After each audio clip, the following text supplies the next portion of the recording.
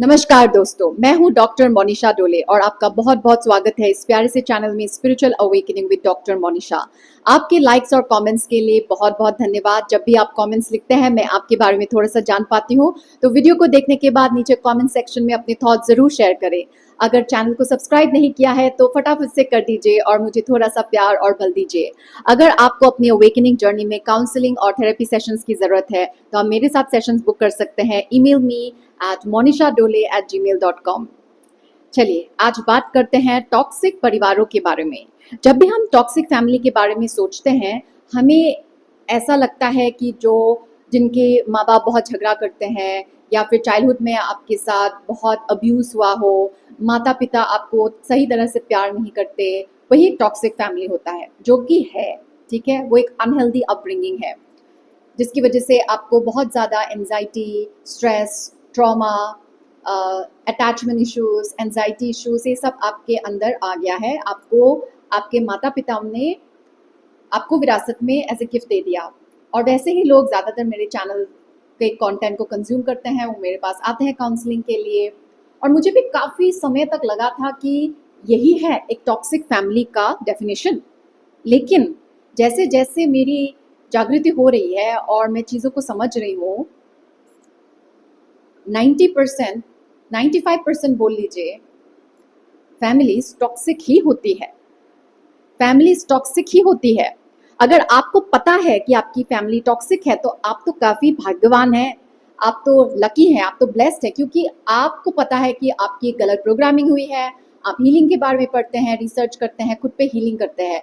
लेकिन जो लोग वो को पता नहीं है कि उनकी पेरेंट्स टॉक्सिक है, उनकी फैमिली टॉक्सिक है, वो अपने फैमिली को आइडियल मान के उनकी तरह ही बन जाते हैं और वो भी एक टॉक्सिक पैटर्न को ही कैरी फॉरवर्ड करते हैं, जो जनरेशन टू जनरेशन होता आ रहा है। उनको लगता है कि मेरे परिवार वाले मेरे लिए डिसीजन लेते हैं, आपके परिवार वाले आपको बहुत ज़्यादा प्यार करते हैं, पैसे देते हैं, जो चाहो वही देते हैं, बहुत लाड प्यार प्रोटेक्शन में आपको बड़ा करते हैं, तो वो बहुत ज़्यादा हेल्दी एनवायरनमेंट है। लेकिन आप आश्चर्यचकित रह जाएंगे जब आपको पता चलेगा कि वो भी बहुत ज़्यादा टॉक्सिक है। जी हाँ, जिस परिवार में अध्यात्म नहीं है, जब माता पिता में अध्यात्म नहीं है, सेल्फ नॉलेज नहीं है, सेल्फ अवेयरनेस नहीं है, वो ज़्यादा सेल्फ कॉन्शियस नहीं है, तो वो टॉक्सिक ही है।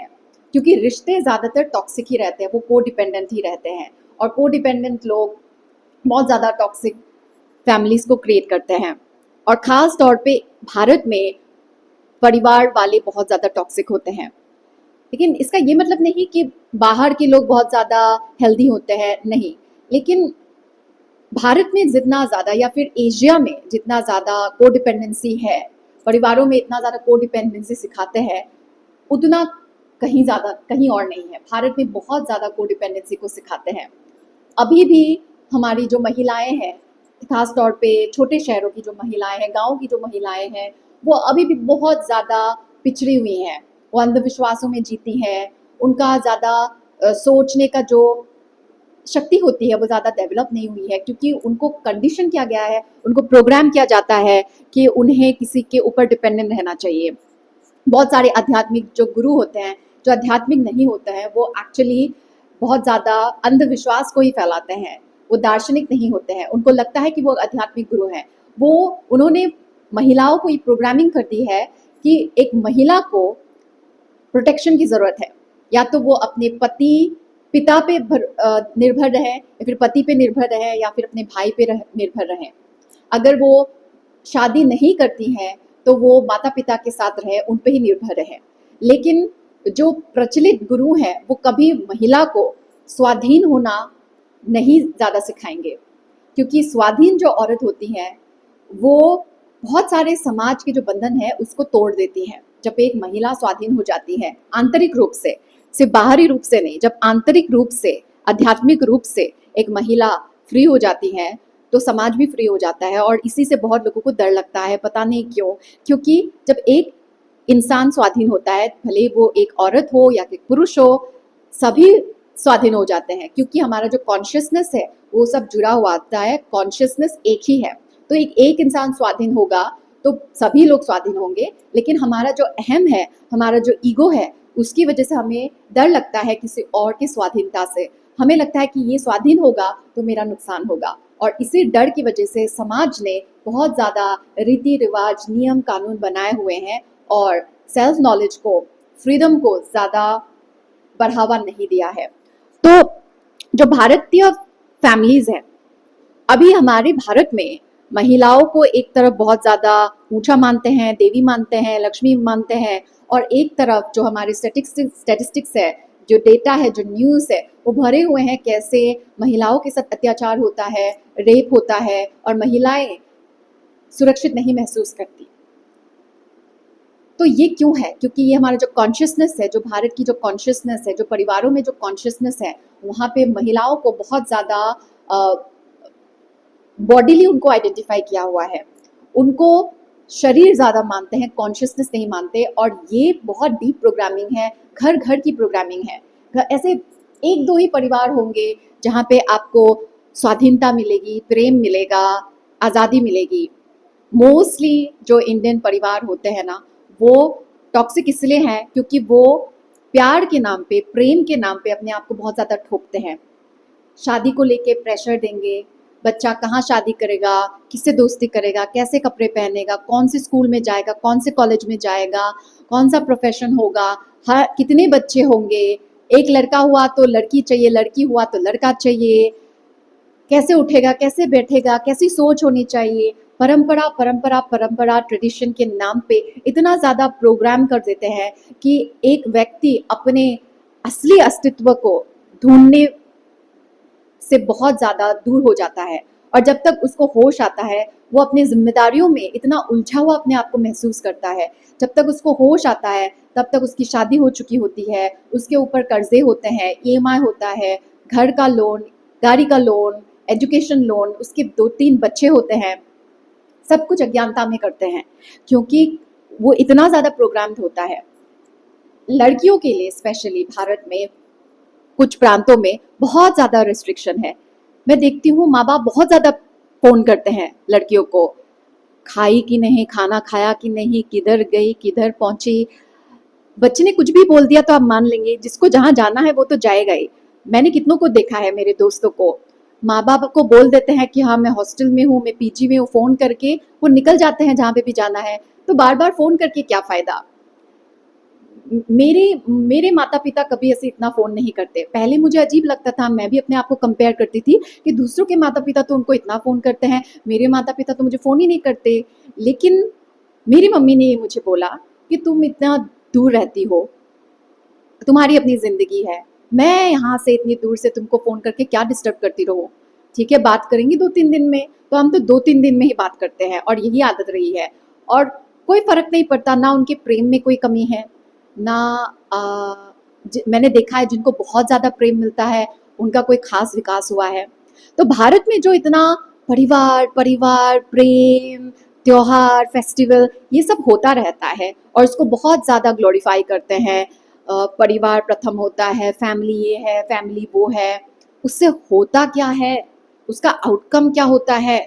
शादियों को बचाते हैं, शादियों को आपने बचा लिया, आपको पता है पति और पत्नी में नहीं बन रही है, उनमें बहुत ज़्यादा मतभेद है या फिर अफेयर्स चल रहे हैं, लेकिन आपने बच्चों के खातिर उनको एक साथ रखा, लेकिन उसका परिणाम क्या है? सिर्फ माता पिता के साथ रहने से एक बच्चा विकसित नहीं होता है, उसका प्रॉपर पालन पोषण नहीं होता है, नहीं होता है, नहीं होता है।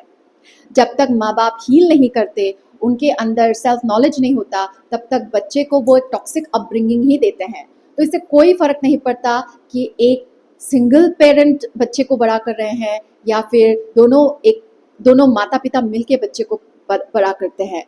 क्या इम्पोर्टेंट है कि जो भी उनको बड़ा करते हैं, क्या वो हील्ड है, क्या वो सेल्फ अवेयर है, क्या उनमें सेल्फ नॉलेज है, क्या उनको पता भी है कि अच्छा और बुरा क्या है।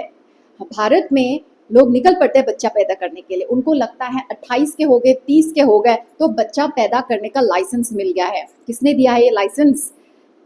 इंसान क्यों अपने अंदर झांक के ये नहीं देखता है कि क्या मैं लायक भी हूँ शादी करने के लिए? सबको शादी करने की पड़ी है, खास तौर पे लड़कियों को शादी करनी है, शादी करनी है, शादी करनी है। अपने अंदर झांक के देखिए कि क्या आप शादी करने लायक हैं। शादी का मतलब क्या है? आप खुद का माइंड को आप ठीक नहीं रख सकते तो आप दूसरे के इंसान लाइफ को कैसे उसका विकास करेंगे? और ये दोनों के लिए है, पुरुष के लिए भी है। आपको भी शादी करनी है, सिर्फ पैसा कमा लेने से आप किसी को एक अच्छा लाइफ नहीं दे सकते। अध्यात्म बहुत ज़रूरी है, सेल्फ नॉलेज बहुत ज़रूरी है। पहले अपने आप से पूछिए कि मेरी ज़िंदगी का उद्देश्य क्या है? जब तक आप अपनी ज़िंदगी का उद्देश्य नहीं ढूंढ लेते, तब तक आपको ना शादी करने का कोई अधिकार है, ना ही आपको बच्चे पैदा करने का कोई अधिकार है। पहले अपने उद्देश्य को पूरा कीजिए, अपने ऊपर काम कीजिए। और ये जो पिक्चर हमारे दिमाग में चिपकाया हुआ है, क्योंकि समाज ने हमारे अंदर एक पिक्चर चिपकाया हुआ है कि खुशहाल परिवार कैसा होता है। मम्मी पापा, बच्चे हैं, दादा दादी, ताऊ ताई, और भारतीय परिवार में बहुत होता है। एक लड़की का खास तौर पे उसका जो लाइफ के डिसीजंस होते हैं उसमें इतने ज़्यादा इंटरफेरेंस होते हैं। सिर्फ पापा नहीं, जॉइंट फैमिली में रहते फिर ताऊ जी भी डिसाइड करेंगे, फिर ताई भी डिसाइड करेगी, फिर फूफा फूफी, चाचा चाची, पता नहीं कितने लोग उसके डिसीजंस को इन्फ्लुएंस करते हैं। और लड़की बहुत ज़्यादा प्रोग्राम्ड हो जाती है, उसका लगता है, उसको समझ ही नहीं आता कि उसकी क्या सोच है और क्या सही है क्या गलत है। क्या सही और क्या गलत को पता करने के लिए हमें ज़िंदगी में कूद जाना पड़ता है।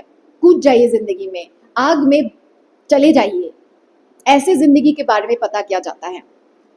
ठीक है, ठोकर खाइए, धक्का खाइए। और जो पुरुष है उनको ज़्यादा प्रोटेक्शन देने की ज़रूरत नहीं है किसी भी महिला को। ये जो सोसाइटी हमने क्रिएट किया है, ये हमने खुद ही मैनिफेस्ट किया है because of our toxic family. लड़कियों का रेप होता है, लड़कियों का शोषण होता है। अगर समाज अनसेफ है तो ये हर एक परिवार की वजह से ही है। जहाँ पे बहुत ज़्यादा प्रेम है ना, वो परिवार भी जिम्मेदार है हमारे समाज के लिए। हम सिर्फ पॉलिटिशियंस को जिम्मेदार ठहराते हैं, उनको ब्लेम करते हैं, पुलिस को ब्लेम करते हैं, लेकिन ये पॉलिटिशियंस कहाँ से आ रहे हैं? ये समाज से ही आ रहे हैं। ये पुलिस कहाँ से आ रही है? घर घर से आ रही है, इन्हीं गलियों से आ रही है। तो हर घर टॉक्सिक है और भारत की जो फैमिलीज है वो बहुत ज़्यादा टॉक्सिक है। 95% फैमिलीज तो टॉक्सिक है। तो जो आपके दिमाग में जो छवि चिपकी हुई है हैप्पी फैमिली की, वो टॉक्सिक है। ठीक है, तो अगर आपका अपब्रिंगिंग टॉक्सिक रहा है तो आप अपने आप को अकेला मत समझिए। ठीक है, आप इनफैक्ट बहुत ज़्यादा अवेयर हैं कि आपका टॉक्सिसिटी में अपब्रिंगिंग है, आपको पता है कि कुछ गलत है और आप बचपन से आंसर सीख कर रहे हैं। लेकिन जो लोग टॉक्सिसिटी को ही नॉर्मल मानते हैं, हैप्पीनेस मानते हैं, वो जिंदगी भर एक अनकॉन्शियस लाइफ जीते हैं। तो अगर आपको पता है कि आपकी टॉक्सिक फैमिली है, आपको पता है कि आपकी अवेकनिंग हो रही है, तो आप बहुत बहुत बहुत ज़्यादा भाग्यशाली हैं। इसीलिए आपको बोलते हैं द चोजन वन, क्योंकि आपको पता है कि आपके साथ क्या हो रहा है। ऐसे वीडियोस आपके सामने आते हैं या फिर आपने खुद भी बहुत ज़्यादा रिसर्च किया हुआ है। और इसीलिए आपको किसी के साथ अपने जीवन को कंपेयर नहीं करना चाहिए, क्योंकि जो दिखता है वो वैसा है नहीं। जो हैप्पी फैमिलीज दिखाते हैं वो बहुत ज़्यादा हैप्पी फैमिली है नहीं। हमको नहीं पता घर घर में क्या है। मैंने बहुत सारे लोग देखे हैं, उनको पता ही नहीं कि उनकी फैमिली टॉक्सिक है और वो अपने माता पिता की तरह ही बन जाते हैं। उनकी सोच भी उनकी माता पिता की तरह ही बन जाते हैं, क्योंकि उनको लगता है कि उनके माता पिता बहुत ज़्यादा महान हैं, उनके माता पिता ही सही हैं, उनके माता पिता ही भगवान हैं, देवी देवताएं हैं। तो वो उन्हीं को ही फॉलो करते हैं और वो भी वही पैटर्न्स को रिपीट करते हैं और वही पैटर्न वो अपने बच्चों को भी विरासत में देते हैं। जो होता आता है ना, परंपरा में क्या होता है, एक को लगता है कि जो उनको सिखाया है, उनके गुरु ने सिखाया है, उनके माता पिता ने सिखाया है, वही सर्वश्रेष्ठ है, उसी को मानना चाहिए। इसी को तो परंपरा बोलते हैं ना। और वो क्वेश्चन नहीं करते, क्योंकि क्वेश्चन करने को अपराध मानते हैं। और हमारी जो संस्कृति है, जो कल्चर है, उसमें तो बहुत ज़्यादा इसको बढ़ावा देते हैं कि हम समर्पित रहें, हम झुक जाएं, हम ज़्यादा क्वेश्चन ना करें, है ना। तो मुझे नहीं पता आपका ये पहला भी वीडियो हो सकता है मेरा, या आप मेरे बहुत सारे वीडियोस देखते हैं। अगर आप बहुत सारा वीडियोस देख रहे हैं तो ऑफ कोर्स आपकी अवेकनिंग हो रही है और आप मेरे से, आपको पता है मैं क्या शेयर करती हूँ, तो मोस्ट लाइकली आपका एक टॉक्सिक अपब्रिंगिंग ही रहा होगा। लेकिन आप अपने आप को अकेला मत सोचिए, क्योंकि आपका जो वो दोस्त है ना, या जो कोलीग है जिसको लगता है कि वो बहुत ज़्यादा हैप्पी फैमिली में है, जो हर वेकेशन में फैमिली के साथ ही सराउंडेड रहता है, हर वेकेशन में फैमिली के साथ ही जाता है, वो बहुत ज़्यादा बंधन में है। क्योंकि फैमिली अपने आप में ही महान नहीं हो जाती, फैमिली के अंदर जो लोग हैं वो क्रिएट करते हैं उसकी एनर्जी। जस्ट बिकॉज कोई इंसान बाप है, माँ है, भाई है, बहन है, दादा है, दादी है, ताऊ है, ताई है, चाचा है, चाची है, वो सही नहीं है और वो ना ही महान है। कोई भी महान नहीं है। सच्चा ज्ञान आपको अपने अंतर आत्मा से मिलेगी। अपने अंतर आत्मा से पूछिए और आपके लिए क्या सही है वो आपके अलावा और कोई नहीं बोल सकता। ठीक है, ये जो वीडियो भी देख रहे हैं ये आप खुद ही देख रहे हैं। अगर कनेक्ट भी हो पा रहे हैं तो ये आप खुद ही कनेक्ट हो रहे हैं, क्योंकि आपके अंदर वो ज्ञान है।